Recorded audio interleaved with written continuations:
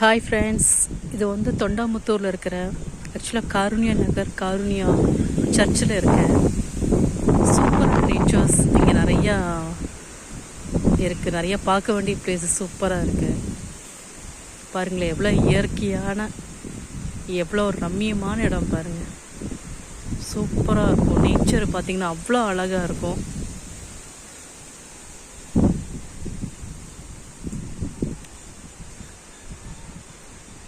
இது நீங்கள் மாதம்பட்டியில் தாண்டி வரணும். ஆக்சுவலாக இந்த ஏரியாவுக்கு ரொம்ப நைஸ் பிளேஸ், சூப்பரான ஏரியா. நீங்கள் காற்று, நான் அந்த வியூ மட்டும் காமிக்கிறேன் பாருங்கள். இங்கேருந்து என்ன ஒரு சூப்பரான காற்றுங்க.